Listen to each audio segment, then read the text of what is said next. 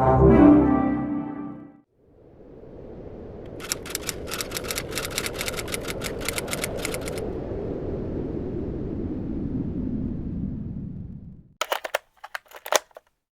ne savons que très peu de choses au sujet de l'opération Arctique, mais à son terme, le Haut Commandement a découvert un portail alien menant vers d'autres dimensions. Il est possible que ce mystérieux portail alien soit connecté à la porte de Laura, porte qui relie l'univers Horizon des événements à l'univers Odyssée. Voici les membres qui étaient présents lors de l'opération Arctique. Le front arctique est un environnement hostile. La neige est bien trop froide, et le vent est bien trop glacial, mais la plus grande menace reste Caitlin. Elle abat les tireurs ennemis avant même qu'ils n'aient posé le doigt sur la détente. Gragas est un mystère pour tout le monde, sauf pour la section recherche et développement du Haut Commandement. Il porte une imposante combinaison de combat, et ne retire jamais son masque. Il transporte toujours avec lui l'étrange produit chimique qui lui donne sa force. Officiellement, le Haut Commandement n'engage aucun ninja. La guerre moderne se livre avec des outils modernes, et non pas avec des outils moyenâgeux. Mais officieusement, le Haut Commandement voit Kennen au plus profond des terres arctiques, où sa maîtrise du ninjutsu et sa grande précision sont d'une efficacité mortelle. Le Haut Commandement aurait pu envoyer une armée, 12 héliporteurs équipés de canons hyper laser, des soldats équipés de jetpacks et des mechas capables de briser la glace. Mais à la place, ils ont envoyé un vétéran solitaire en pleine toundra. Il y a des choses qu'on ne confie qu'au grand général. Varus est d'une précision mortelle. Il est capable de geler le sol sous le pied de ses ennemis et de les éliminer d'une seule flèche. On s'habitue rapidement à voir un ours dans ses rangs. Il n'a jamais froid, dort tout le temps et est capable de réduire en charpie tout un régiment de soldats ennemis en un peu moins de 6 secondes. 40 ans après les événements qui se sont déroulés lors de l'opération Arctique, les événements de l'opération Psychique, ou Psyops, prennent place. Z, aussi connu sous le nom d'Ombre et de l'homme gasoline dans le milieu paramilitaire, est un mercenaire tristement célèbre.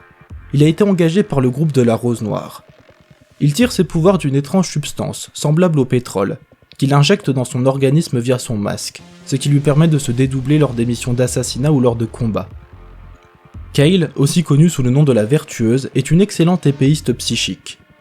Elle s'est autoproclamée comme sauveuse et juge impartiale de ce monde. Pour Kale, le monde est soit totalement blanc ou totalement noir. Elle a rejoint le groupe de la Rose Noire afin de voir sa sinistre vision du monde devenir réalité.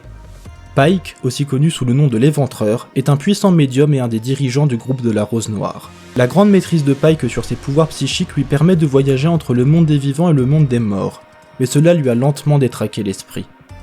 Désormais, Pike est un tueur à moitié fou, qui s'en prend à des fantômes qui sont bien réels. Samira, aussi connue sous le nom de Rose du désert, est une mercenaire qui ne vit que pour le risque.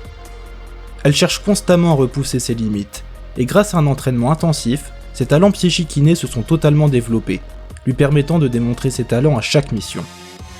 Que ce soit au service du Haut Commandement ou du groupe de la Rose Noire, Samira va là où sont les sensations fortes. Victor est un puissant technomancien psychique qui était autrefois membre du Haut Commandement. Il a abandonné sa vision d'un monde utopique en quittant le Haut Commandement il y a de cela plusieurs dizaines d'années.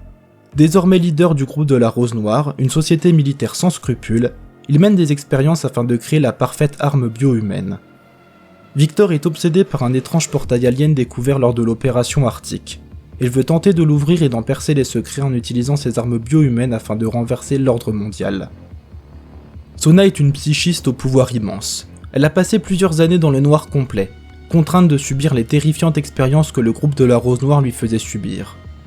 Elle s'est libérée lors de l'opération Songbird, lorsque l'unité Psyops a attaqué le complexe du groupe de la Rose Noire.